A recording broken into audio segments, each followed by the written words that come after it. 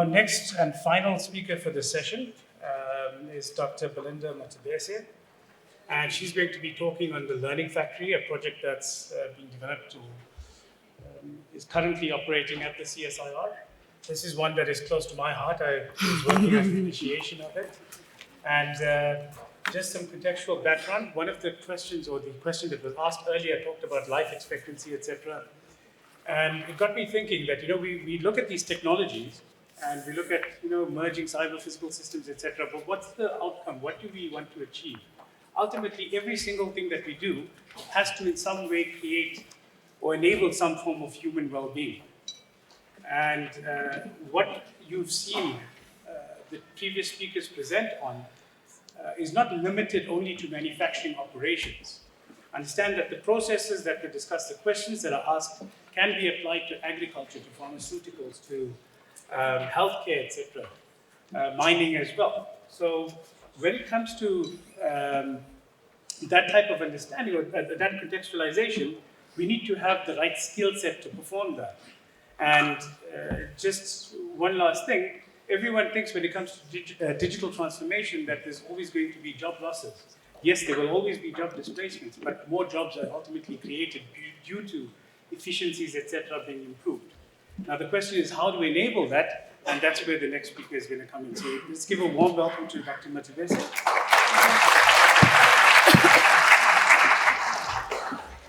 Good morning, everyone, and thank you for joining the session. And I think from what Gerald, Meryl, and what Chanel just said, they covered my introduction and contextual background, so I can skip through most of the slides. Please don't mind the shaking and the voice if you miss it. Like Meryl has said, it's been some time since we've been in front of people.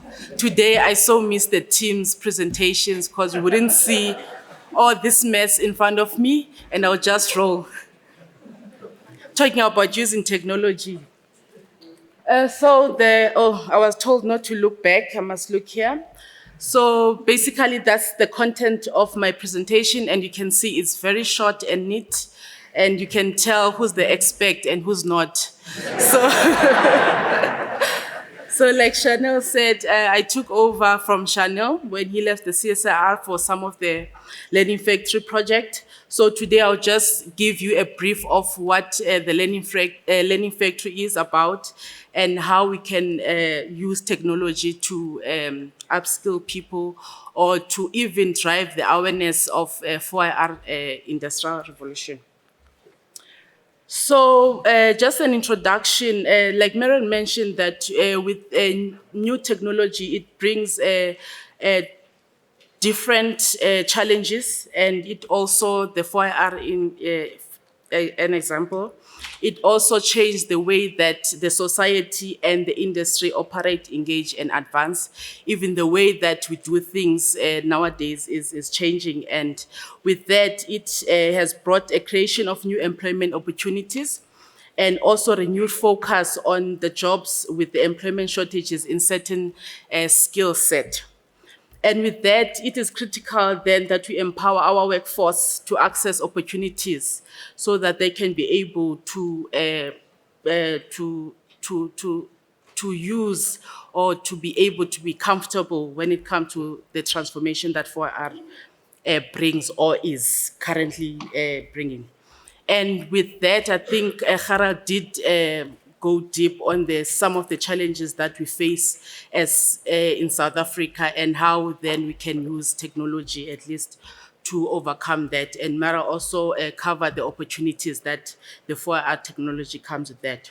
And today I'm just going to be giving you the Learning Factory approach, as in the need for a Learning Factory and how some of the applications of the Learning Factory that can be used to close that skills gap. And like the previous speakers mentioned that one of the challenges that we face in South Africa is the unemployment. And I think the rate or current studies have shown that the unemployment rate, especially in youth, is forever increasing. I think now it's sitting around 60, if not, I think it's high. Okay, someone is nodding, meaning that it's very high. And I think the unemployment then it attributes to the misalignment of skills set because the industry has their own needs and what is produced in most cases is different. And with I think South Africa last year reported a drop in literacy levels. So then as the Learning Factory, we saw that's when we saw the direction of what opportunities lies when it comes to closing that skills gap. That figure that is showed there is a figure that was presented by CETA. It's basically a distribution of workforce concerning the age and occupation category in South Africa. And it shows that the majority of the population is categorized into the elementary occupation. In other words, that this is associated with a low skills level. So as the CSIR, then we had a collaboration with the MESITA to establish the Learning Factory so that we can find innovative ways to do skills development through training. And this then needs to use the technology, which will be a 4R technology, not to only create awareness, but to also find ways of to create jobs or to even increase the employability or marketing level for people as well. And with that, we need to also consider the low literacy level that most of the working class are in. And we also want to implement systems that will support the low-skilled labor to perform skilled work. So it brings us now to the Learning Factory. So as it's defined there, a learning factory is a learning environment that takes place in a real production site for gaining practical experience. And the concept of the learning factory, I think, started in the 1990s. I stand corrected, where the automotive industry was basically trying to fast track the students into a work environment. So with that, it means that you get an experience of the work environment before you can even join the workforce.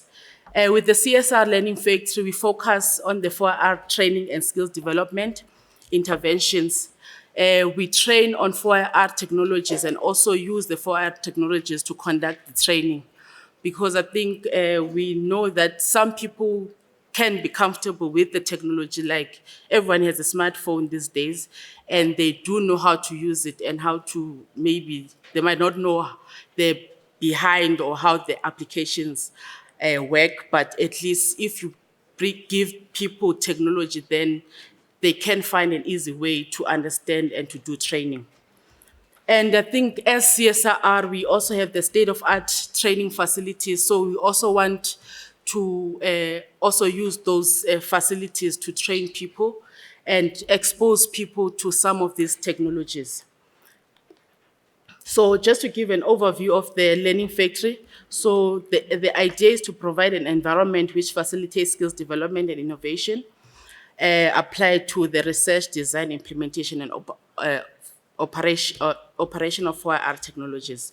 And with that, it gives us three purposes, which is in three folds, which is we want to be the demonstrator of 4R technologies, where we're going to use the industry touch points because we know what the industry needs. So we trying then to align with the 4R technology training with what the industry needs. And then we also want to build and leverage on human capital. Like I mentioned, we want to train on 4R technologies and also use the 4R technologies to do training. For example, we have a welding app where then we can teach you about AI, what is AI, artificial intelligence, also known as AI. And we can also show you how to use 4R technologies and apply the artificial intelligence algorithm so that you can tell if the weld is good. Not the weld, but the welding weld is good. Is good or bad. And lastly, we want to support the research and innovation across CSIR and industry. Because I think from the stakeholder engagements that we've had, we know that there are different entities that are trying to bring awareness on 4R and how that can change the way you do business and stuff. But I think we don't have a holistic view on, or we don't have one place where we can go and know that maybe ESCOM is working on this project and this is how they do skills development, or this is how CSR is doing skills development for 4R. So we want to be that facility where people can come and share ideas, and also we can maybe advise them on the current initiatives that are happening around 4R and skills development. And also we have, through the use of 4R, we also allow, say, small companies or SMEs to come in and to do de-risking of their 4R technologies or a proof of concept, because we know that some companies are small, some are big, and the budget is not always the same. So for those small companies, they can easily come in and then test their proof of concept before they can actually implement it. That's how we planning on the support side. With all that said, we basically want to create awareness in the 4R in the context of South Africa, and also enable workforce readiness, and also leverage opportunities in the 4R space. Now, the Learning Factory has your building blocks. I'm not sure which one is it. Okay, it's this one. So I think just to keep up with the coolness of the presentation, I didn't want to type through all these 4R technologies. So judging from the group that is here, I'm sure some of you now are familiar with Teams and the icons that we use in presentations.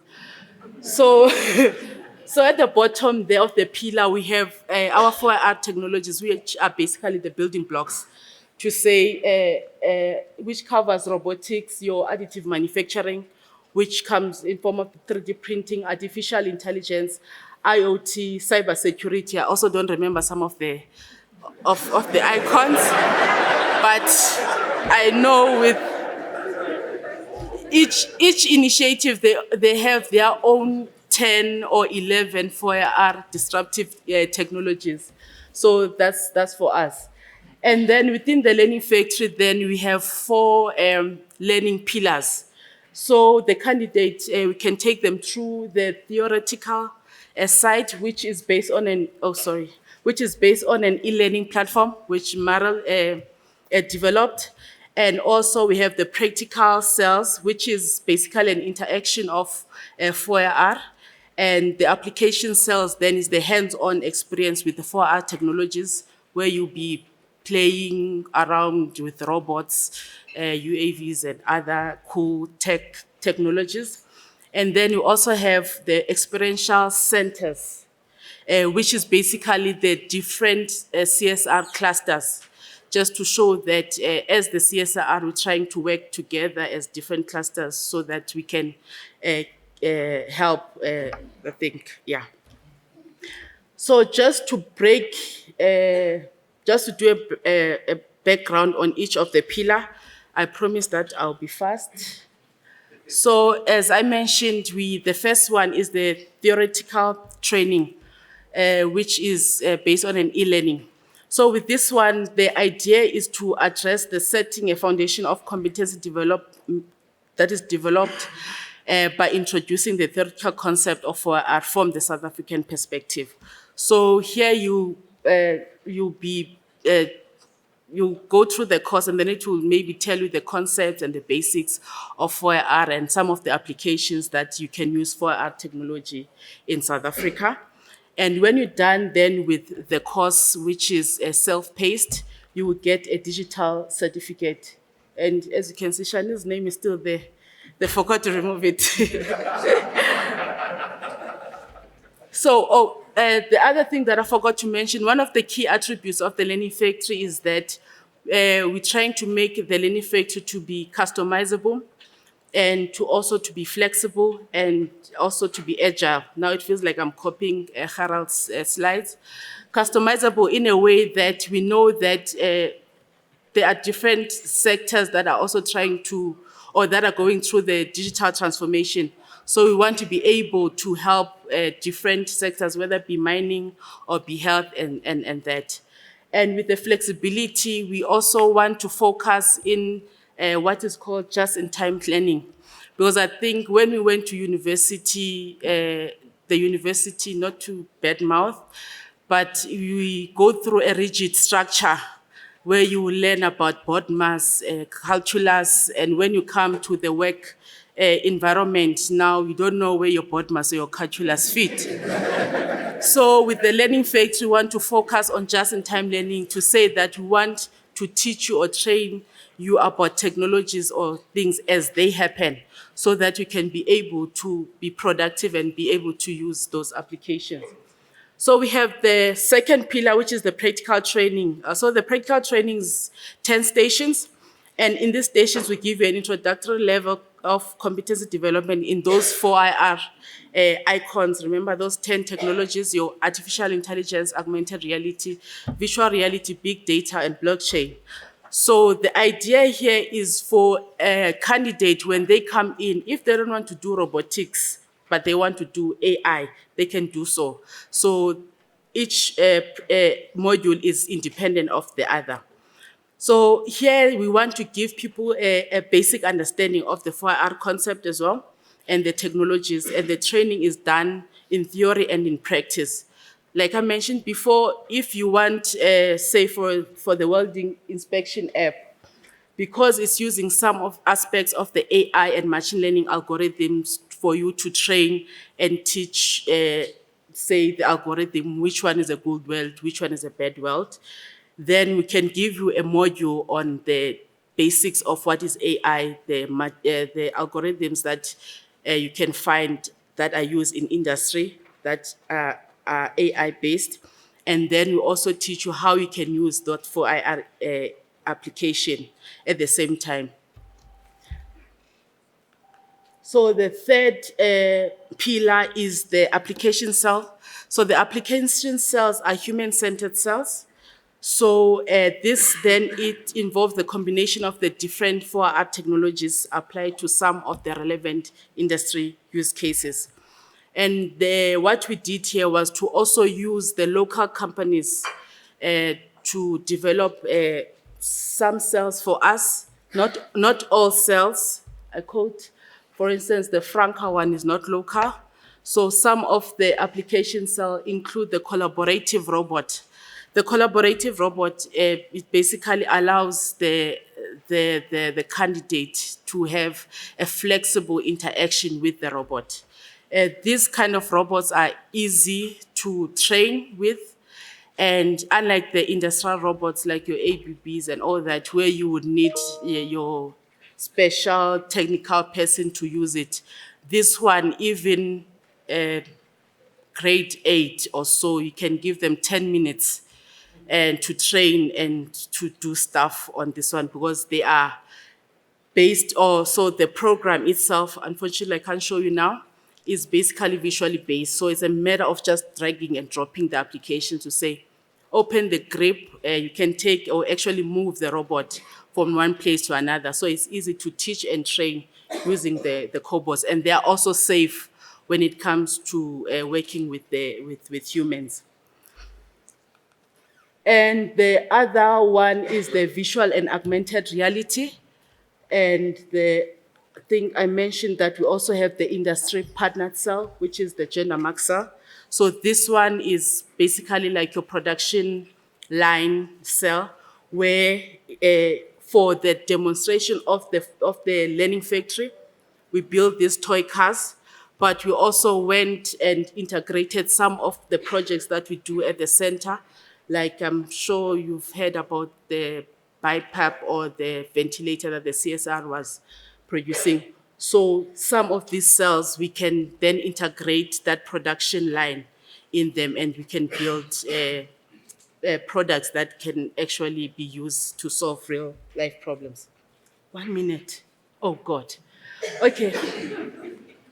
Okay, sorry. But the idea in the human-centered automation is, I think we're trying to put water on that fire that comes with digital transformation and people getting scared who the machines and the robots are going to replace jobs and all that.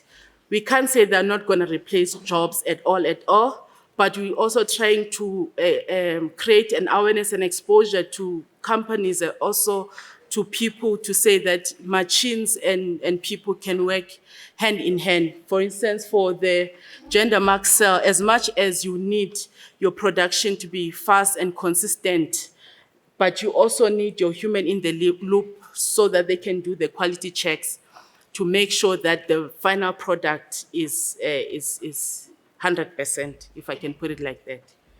Now I'm out of words as well. So here we're trying to show that as the Learning Factory, which is based in the manufacturing cluster, we're not working alone. The Learning Factory is also a reference model to TVET colleges.